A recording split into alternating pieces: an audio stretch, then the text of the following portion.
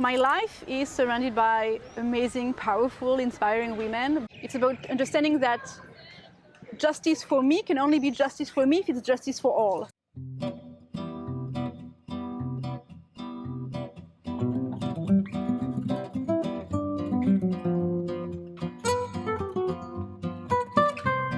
Hi Sarah, thank you so much for being part of Coffee with Sasa Elebea.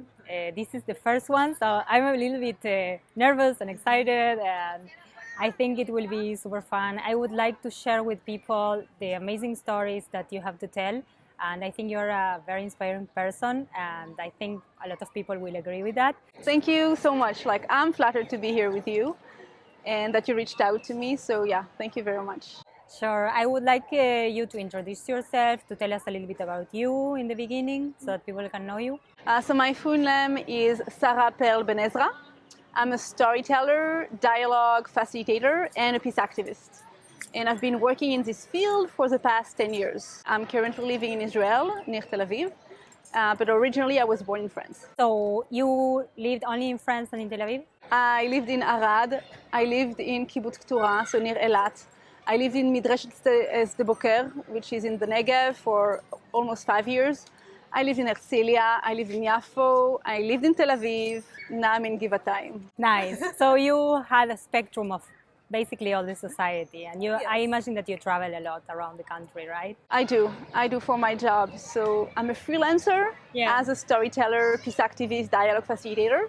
So I work in high schools from the Arab sector and the Jewish sector. In Israel, those two are separated. You have one network of schools that is in Arabic and one network of school in Hebrew. And so I work in both. And I also work with NGOs. So that brings me to the south, the north, Jerusalem, Tel Aviv area, many different places. Nice. So tell me a little bit about what is a storyteller and a peace activist, because it sounds amazing. Well, it means that I am very lucky because I do what I like and that I invented my job. You know, when you're in school, when you're a kid and people ask you, so what will you do when you're grown up? Or write down what you want to be when you're grown up. And you think about, maybe astronaut, vet at the same time, or a journalist. And I kind of wanted to be a lot of things together. I wanted to write stories. I wanted to be an educator. And I also had this craving for justice. I was the kind of kid that would also say, it's not fair, we should fix this, that's not okay. And so I saw journalists being a very big part of bringing justice and truth to places that needed light. But you grow up and then reality catches up with you and you become, in my case, incredibly insecure. And I studied philosophy, had a master's in political philosophy, keeps me in the books, very safe. And then I came to Israel and I started to meet with a reality I didn't know about that country. Because my father is Israeli, so I would come to Israel a lot. But like in every place in the world, you are surrounded by one dominant narrative. Yeah. And my dad's narrative, which is also the country's narrative, was a very Jewish story about how wonderful this country was and how it was about survival of the Jewish people, survival of my dad, to be honest. And when I came here, I started meeting with Palestinians. And I started to understand that there was an entire part of the story of the land that I've never been offered, that I've never been exposed to. And I kind of, as a nerd, as a story nerd, as a history nerd, and as someone who loves justice and who's very sensitive, and who also, I experienced discrimination and anti-Semitism and racism in France. And to me, coming here, discovering that there were all those stories I've never heard of, and that those stories were full of feeling of loss and pain that was caused by my side, to me it was unbearable.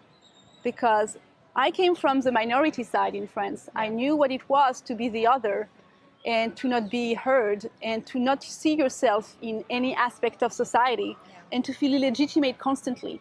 Even though I was born in France, my parents are originally from Algeria, and I've always had this feeling that I didn't fit in.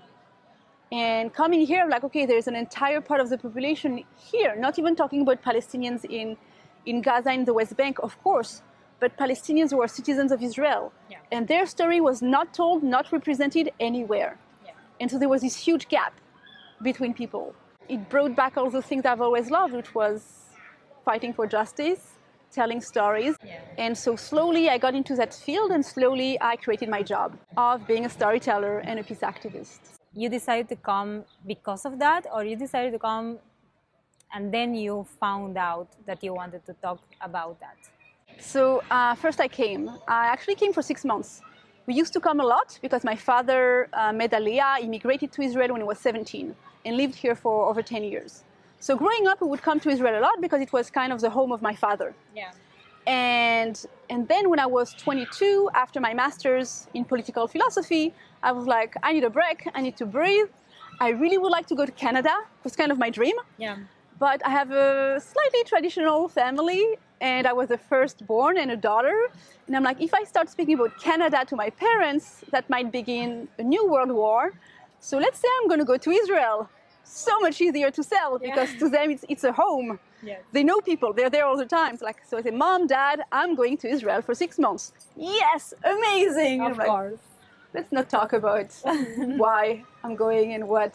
And I came for 6 months. And after the 6 months, I decided to stay longer. So I stayed 9 and I stayed 10. After some point, I'm like, okay, let's go back to France. I have a ticket. I went back to France for a couple of months, but after a couple of weeks, I felt, that has never felt like home entirely. I understand. And I'm like, this is insane because I'm not from here. I don't feel from here in France. I'm not exactly from here in Israel, but I accept to feel not from here in Israel because that's not where I was born. Yes. And I reject and I refuse to be treated like I'm not from here in France. Yeah. And I feel that I can't change that. I understand. So I share that sentiment. Yeah. Basically. So, yeah. It's incredible. So I came here, and with that very strong sense of privilege. Like I knew I was the privileged side because I had the choice to come here. And then, feel welcome at the same time. Yes, knowing that this country was super complicated because I was coming here so often, it was not only the postcard version of the country I knew, but there was still so much I didn't know.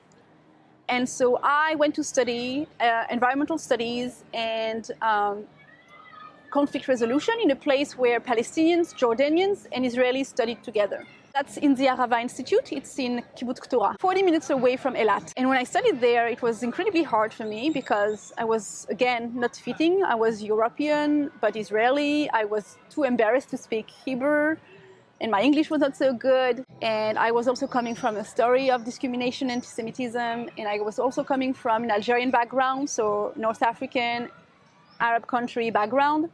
And that was not exactly the story that was told there for the Jewish side.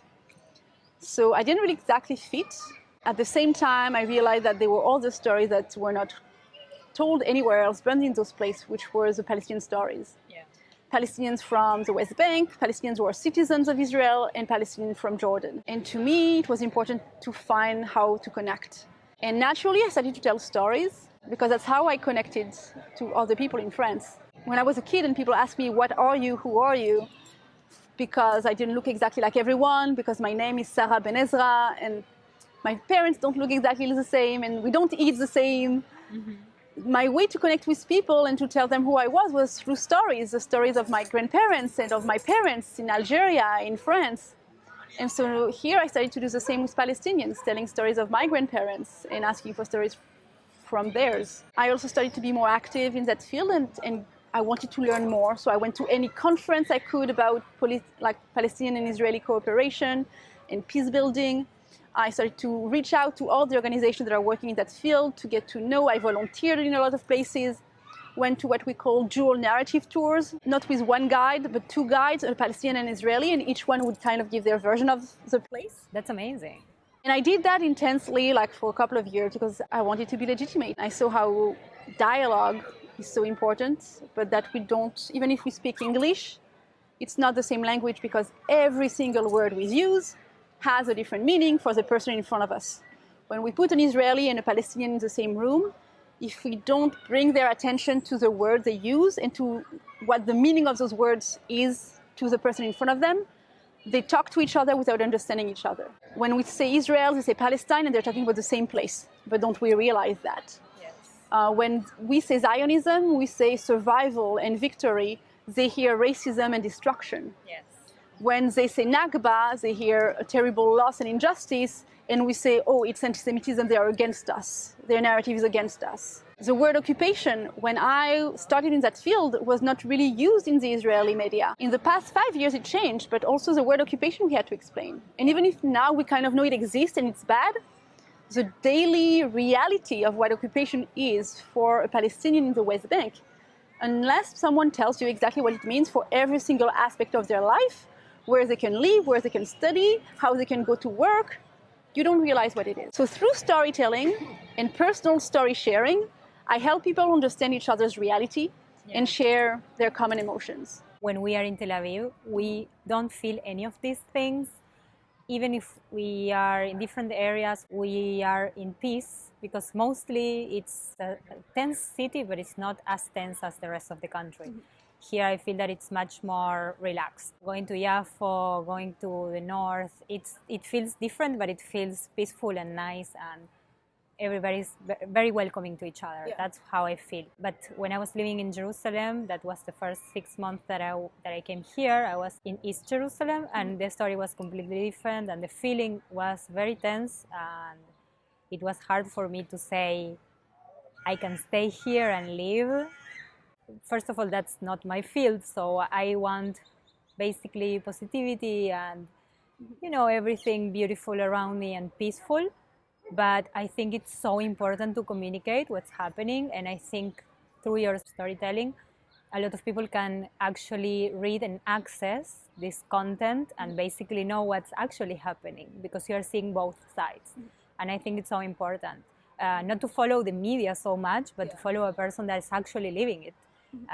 So I wanted to ask you, where are you writing? I asked you if you have a blog, or where can people actually read what you're writing? So I'm using a lot Facebook and Instagram. That's where I share my thoughts about the situation, also about my work. I talk on Facebook mostly about the Israeli-Palestinian conflict and social justice. But I also talk about feminism, which are very linked, because if we're fighting the patriarchy, we also need to fight the occupation, because both systems are telling people that they have different values based on who they are. In the patriarchy, we're telling that women have less value because they were born women. With the occupation and the way our government rules the land today, we're saying that Palestinians have less rights because they were born Palestinians. So those are kind of the topics I'm writing about on Instagram and on Facebook.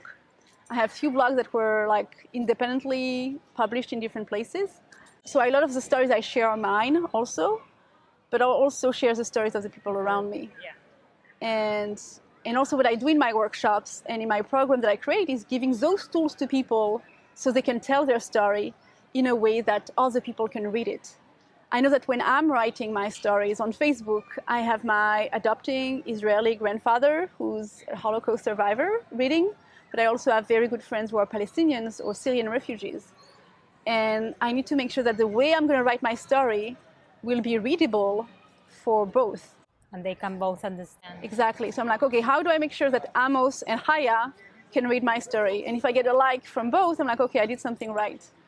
And it's always kind of like sewing something very delicate, of thinking about each stitch, where will it go if it follows the rest. And I love languages and I love words. And that's what I'm practicing on a daily basis on Instagram and about a weekly basis on Facebook.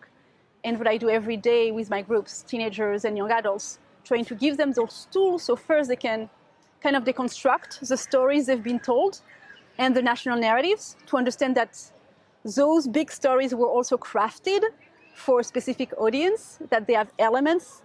Who were they written for? Who are the heroes? Who are the bad guys? Like in every story, that's how our national narratives are built. And then to have them share their own personal stories. And again, with a beginning, a middle, and an end. Who are the characters? Who is your audience? What is your message?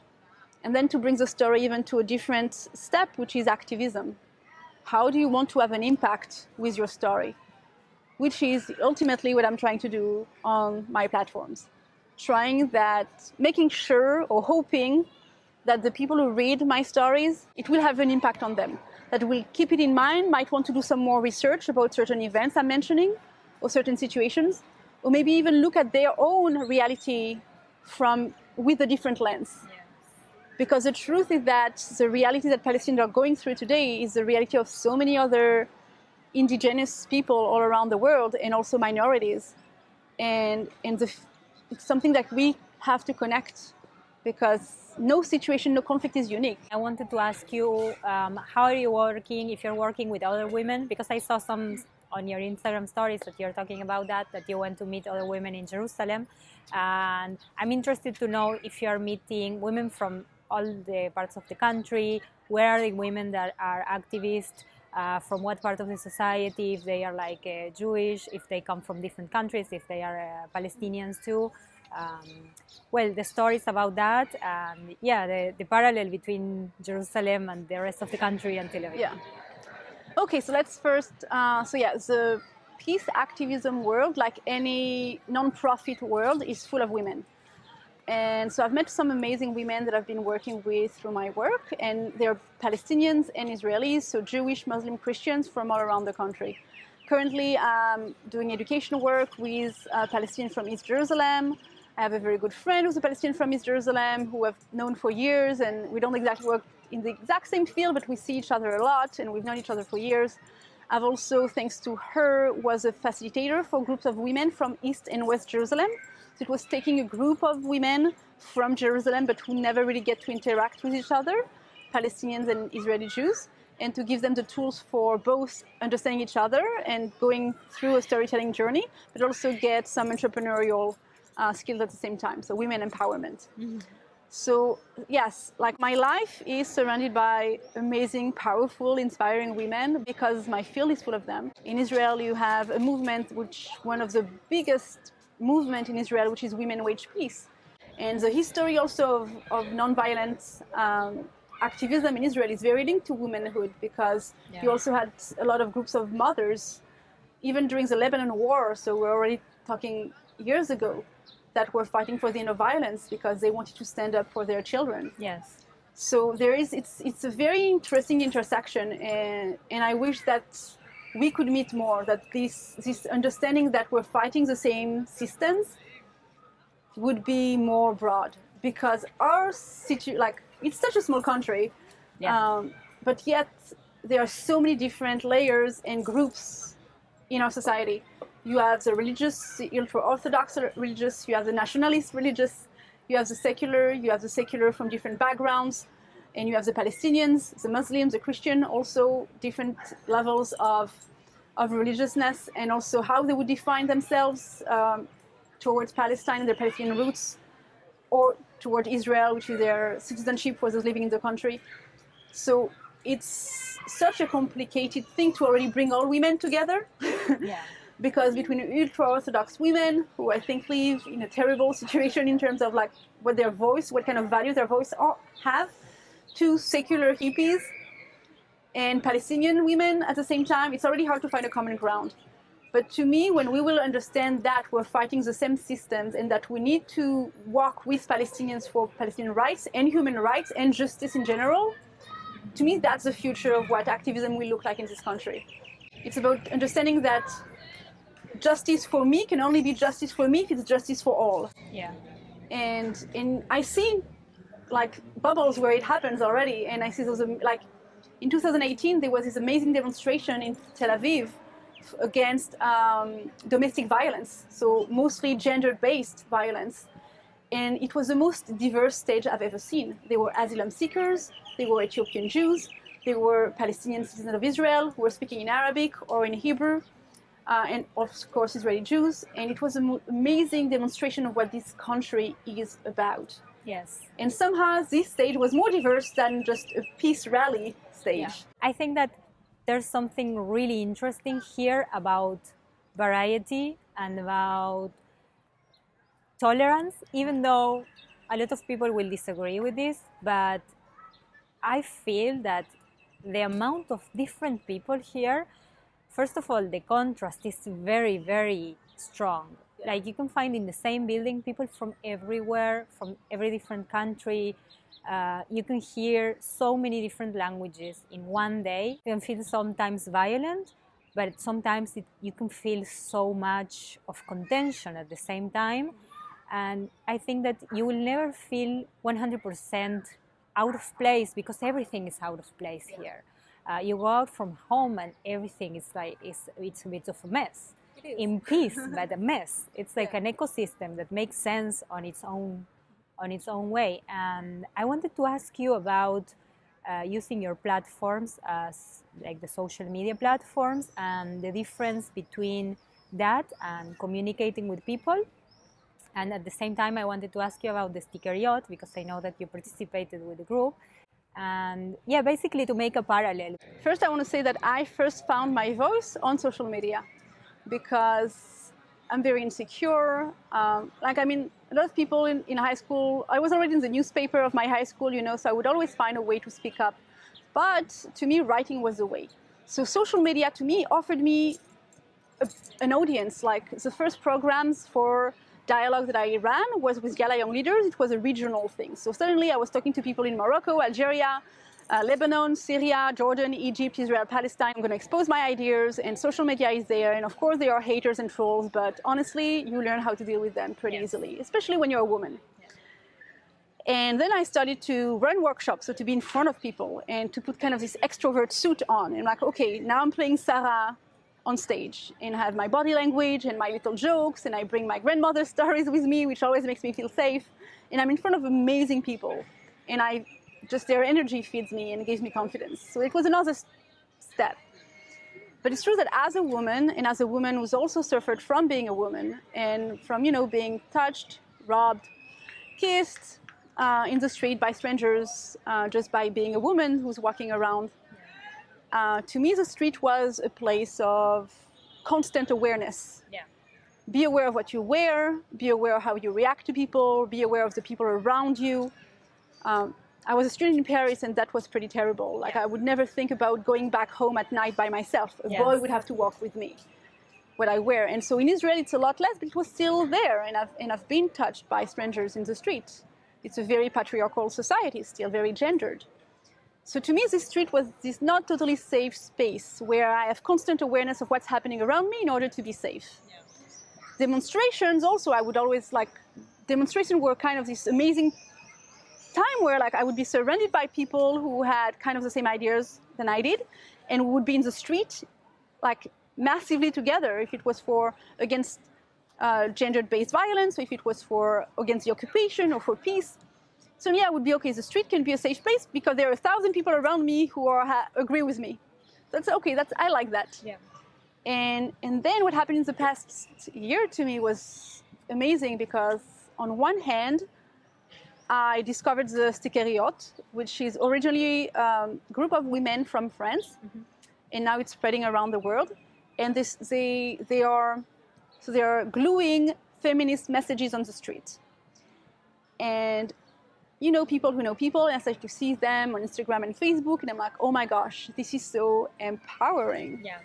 And I agree with everything they say. And to me, walking in the street in this constant state of awareness, suddenly seeing that message, you're not alone, was like, okay. It makes you feel empowered. My sisters are around. Yes. I'm not alone. And so I connected with them, and it's very open, very democratic, show up. And it was this feeling that the streets belong to us too. Yes. We were raised to not like other girls. We were raised I was born in the 80s.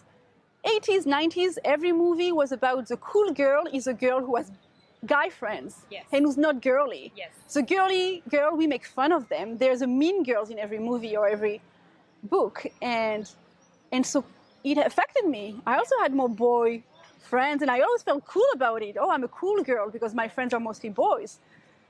And we were robbed of this sisterhood because we're always put in competition against each other. Yes, absolutely. It took me until my late 30s to understand totally how much it affected me. And even though I've been working on it for a few years, it's not until I walked in the street with the sticker yacht this year that I realized that, oh my gosh, I could have had so many girlfriends. Yeah.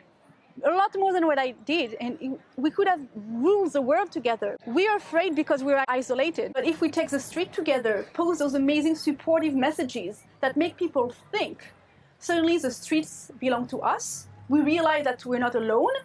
We're part of a sisterhood, which is incredibly powerful. and safe. I really wanted to give credit to the women who started the Stekeriot because I'm just a humble follower there. It started with those French women who are living in Israel, so French-Israeli women.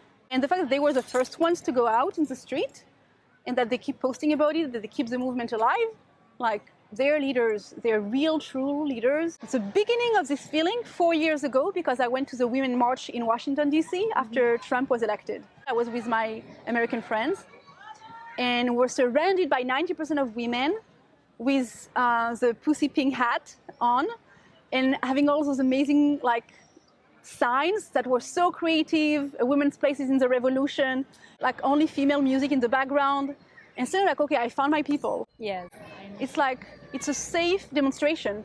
Yes. Someone needed to pee, someone yelled, she needs to pee! And suddenly you have thousands of people moving to make sure, amazing. Or someone on a wheelchair, they need to leave, she's on a wheelchair. So thousands of people make place. There's something so magical about this. So magical. It's about like looking after one another.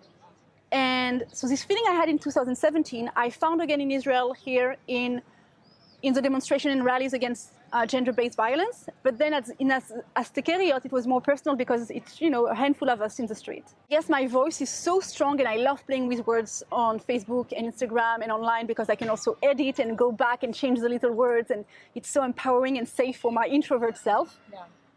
But this connection with other women is also like, maybe if I had it my entire life, I wouldn't have needed to be so much of an introvert because I would have... That's so true. I would have felt safe in the outside world. And yeah, like it's crazy it took me so long to actually experience it entirely. I think it's part of the evolution of the planet, basically, because I experienced the same. We grew up in different countries, but the story is basically the same. The women that are being raised now with all these values, they will be much more empowered than we are. And I'm happy that we are facilitating this for them because that will be a much, much nicer world for everybody. Absolutely. I think that that empowering myself and empowering others, I think for you will be the same. It's about knowing that it's not competition, that you're not better than me, I'm not better than you. We are doing this together, we're building this society together, and it will be a beautiful society. Absolutely. If you would see yourself as a young person doing this that you're doing now, would you do this again? Would you like restart and say, or you would like change something, or you would say like, maybe I would take an easier path, maybe I would just get a job on an office, like, what's your story about it? I think about little me all the time, like I'm speaking to her constantly. Yeah. So first of all, like, I work a lot with young people and younger people, like people who are 15, but people who are also like in their 20s, so still. And I always tell them, you will be better than me. Like, I'm doing everything so you get the tools and the understanding way before I did, and that I'm giving you the support and the love and the sense of safety that I didn't have growing up. Yeah. So you will be better than me. That's my goal. I want you to run for elections, and I will be the first one on the first row with big sign. I know this kid, vote for him or her. And if you're a doctor, I'm also going to be outside the hospital thinking, this doctor is amazing, she was my student. Like, I just root for them. And the truth is that, yeah, when I was a kid, I wanted to be a primatologist studying gorillas in Rwanda, or I wanted to be a storyteller writing stories for kids. And I didn't exactly know what the word would be. I would have never guessed that I would be doing what I'm doing today in Israel, because it was not part of my plan. Yeah. And if I had to do it again, I think I would love to be able to time travel and catch my 6 or 7-year-old me and say, like, trust yourself. It's going to be okay. It's going to be okay. It's going to be okay. And don't be so scared. Unfortunately, the world told me to be scared. But I wish someone had told me, you're safe, you're okay. You will go further than you think. And that's this sense of safety that to me was constantly missing when I was a kid. That is also part of my activism.